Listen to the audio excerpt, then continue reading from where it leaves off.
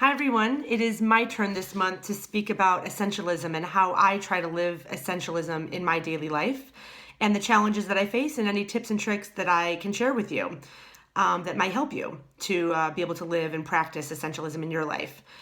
The first thing that I wanted to talk about is, quite frankly, how difficult it is to live an essentialist's life. There's constant pressures coming at us, both internal and external.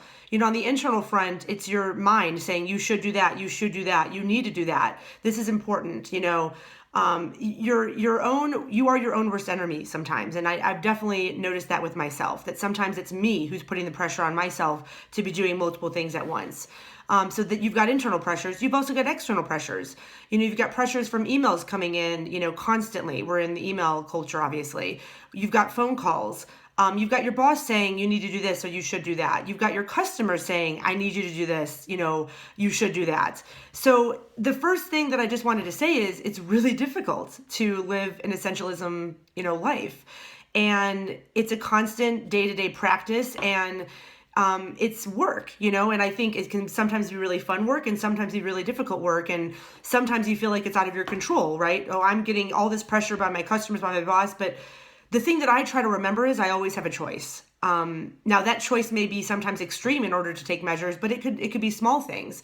So I think that's the first tip I would say, is that you always have a choice. And what I try to remember is that I'm not at the effect of others, right? How I respond to a situation or what I choose to do is my choice. So, there's a few things that I wanted to chat about that again are tips and tricks that I use. And by no means am I doing amazing at this. This is something that I've only been really starting to practice this year after reading the book and listening to Sharon talk. But there are a few things that I think might be helpful to you. As you just look and see what somebody else is doing. And that's the whole point of this video series, is that you get a glimpse into what people are doing to try and live an essentialism or an essentialist's life. So the first one is, quite frankly, the biggest one for me. And that is what I call my creative Wednesdays. I actually take Wednesdays, and I'm actually thinking about converting it to be the whole day, but I think I take 5 hours, and my calendar is blocked out for 5 or 6 hours on Wednesdays. And it's really where I say to myself and say to other people, this is my creative day. I don't want to take meetings. I try to really use that time to contemplate and think and really focus on getting things done and being productive.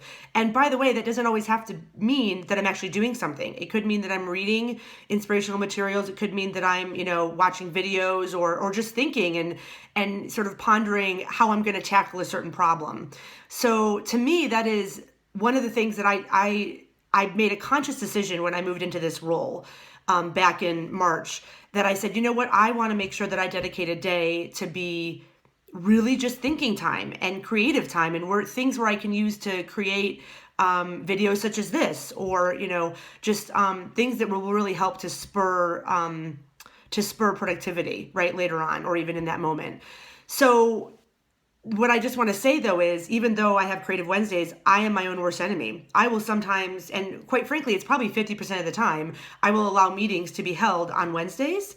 And it is something that I have to really check myself and say, okay, is this meeting important enough for me to disrupt that time? And it's something that I struggle with all the time, because sometimes people can't find another calendar day or a day on the calendar to actually meet with me. So I choose to go ahead and have meetings. But anyways, I really have found that to be very useful. Some of you may feel like you can't do that, but I do encourage you to maybe even if it's a 2-hour slot, where you say, this is my 2-hour slot where I'm just going to, contemplate and ponder and use as my creative time to get something done that I, no matter what that is that you want to get done. So that's my first tip.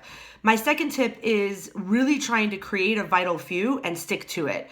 And that's really important, that as you plan for the year, as you plan for the quarter, that, especially as a leader, if any of you are people managers, but even for yourself, what are your vital few if you're an individual contributor?